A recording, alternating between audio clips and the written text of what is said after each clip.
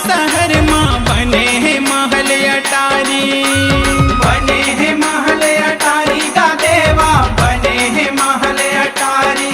ये गोहार है, गोहार है, गोहार है गा, गोहार है, गोहार है, गोहार है गा। मोर गौरी के गणराजा जय जोहार है गा, मोर गौरी के गणराजा जय जोहार है गा।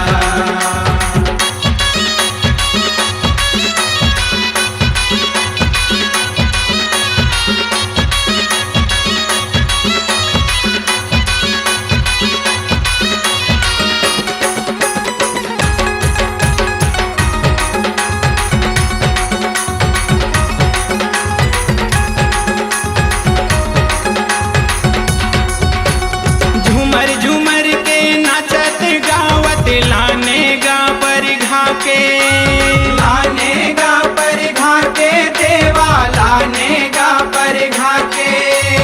आसन तोला बैठा रे देवा, पूजा पाठ करा के, पूजा पाठ करा के देवा, पूजा पाठ करा के।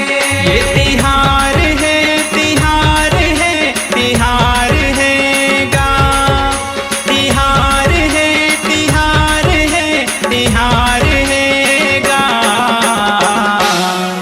मोर गौरी के गणराजा जय जोहार है गा, मोर गौरी के गणराजा जय जोहार है गा।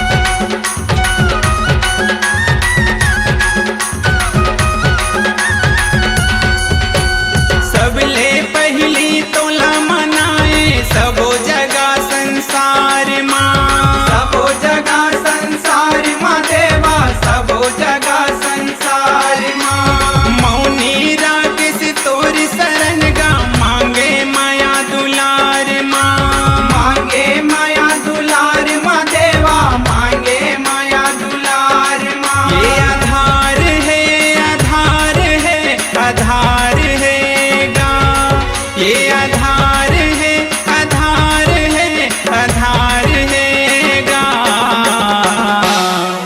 मोर गौरी के गणराजा जय जोहार है गा, मोर गौरी के गणराजा जय जोहार है गा। जोहार है, जोहार है, जोहार है गा, जोहार है, जोहार है, जोहार है गा। मोर गौरी के गणराजा जय जोहार है गा, मोर गौरी के गणराजा जय जोहार है गा, मोर गौरी के गणराजा जय जोहार है गा, मोर गौरी के गणराजा जय जोहार है गा। अपनी आवाज को दीजिए एक नया मुकाम। डिजिटल रिकॉर्डिंग की दुनिया का जाना पहचाना नाम स्वरांजलि, जहां गूंजती हैं ध्वनियां अपनी माटी की सौंधी सुगंध के साथ। छत्तीसगढ़ी संगीत के विविध रंग जो पहुंचाते हैं पूरे प्रदेश में डिजिटल रिकॉर्डिंग के संग।